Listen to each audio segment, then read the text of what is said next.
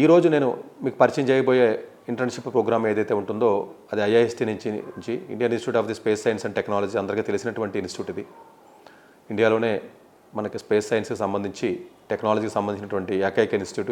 JEE advanced ద్వారా మనకి bachelor ప్రోగ్రామ్స్కి admissions ఇవ్వడం జరుగుతుంది. కొత్తగా వాళ్ళు కంప్యూటర్ సైన్స్, ఆస్ట్రోఫిజిక్స్, ఎలక్ట్రానిక్స్ ఇట్లాంటి కోర్సెస్ కూడా వాళ్ళు లాంచ్ చేయడం జరిగింది. ఎంటెక్లో కూడా మిషన్ లెర్నింగ్ లాంటి ప్రోగ్రామ్స్ ఉన్నాయి. ఈవెన్ పిహెచ్డీ కూడా వాళ్ళు ఆఫర్ చేస్తున్నారు. అలాగే ఈరోజు ఈ యొక్క ఐఐఎస్టీలో ఉన్నటువంటి ఇంటర్న్షిప్ ప్రోగ్రామ్ ఏదైతే ఉంటుందో బేసికల్గా డిపార్ట్మెంట్ ఆఫ్ మ్యాథమెటిక్స్ వాళ్ళు ఆఫర్ చేస్తున్నారు. ఈ యొక్క టైటిల్ ఏంటంటే యంగ్ టాలెంట్ నర్చర్ ప్రోగ్రామ్ అని చెప్పేసి 2013లో స్టార్ట్ చేసి దిగ్విజయంగా ఆల్మోస్ట్ ఒక 12-13 ఏళ్ళు నుంచి ఈ యొక్క ప్రోగ్రామ్ని వాళ్ళు చాలా ఎంతో సక్సెస్ఫుల్గా రన్ చేస్తున్నారు. చాలా హెవీ కాంపిటీషన్ కూడా ఉంటుందండి సెలక్షన్ అవ్వడం.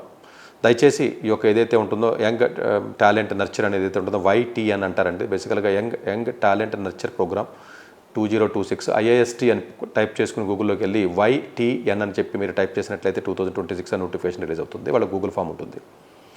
సో ఈ యొక్క ప్రోగ్రామ్ బేసికల్గా ఏంటంటే మ్యాథమెటిక్స్ డిపార్ట్మెంట్కి సంబంధించింది కాబట్టి మ్యాథమెటిక్స్ కోర్సు వర్క్షాప్స్ టైప్లో మనకి వీళ్ళకి ఇవ్వడం జరుగుతుంది. సో 15th జూన్ నుంచి 27th జూన్ వరకు కూడా ఈ యొక్క ప్రోగ్రామ్ని వాళ్ళు ఆఫర్ చేయడం జరుగుతుంది. ఎక్కువ టైం కాదండి ఇది. మేబీ కొంతమందికి హాలిడేస్ ఎక్కువగా ఉండడం కానీ లేకపోవడం కానీ, లేకపోతే కొంచెం అడ్వాన్స్డ్ కోర్సెస్ ఏదైనా చేసుకున్నట్లయితే బాగుంటుంది. మ్యాథమెటిక్స్ రిలేటెడ్ ఏదైనా సిఎస్ కానీ మ్యాథ్స్ రిలేటెడ్ కానీ వెళ్దాం అనుకున్నప్పుడు విద్యార్థులు ఎవరైతే ఉంటారో ఎక్కువగా అబ్స్ట్రాక్ట్ ఆల్జెబ్రా కానివ్వండి, లేకపోతే డిఫరెన్షియల్ ఈక్వేషన్స్ కానివ్వండి, కాంప్లెక్స్ అనాలిసిస్ కానివ్వండి, అనాలిసిస్ అండ్ ఏదైతే మెట్రిక్ స్పేసెస్ ఏవైతే ఉంటాయో something like mathematics algebra related program ఏదైతే ఉంటుందో ఒక వర్క్షాప్ లాంటిది అనుకోండి.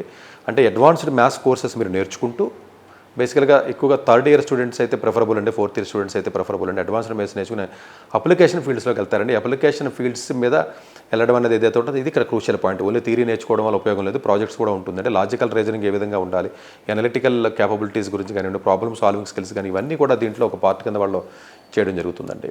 ఇది యొక్క అప్లికేషన్కి వచ్చి లాస్ట్ డేట్ వచ్చి మే 8వ తారీఖునండి. లెటర్ ఆఫ్ రికమెండేషన్స్ ఏవైతే ఉంటుందో 2 days లేట్కి వెళ్ళినా పర్వాలేదు, మే 10వ తారీఖు వరకు కూడా.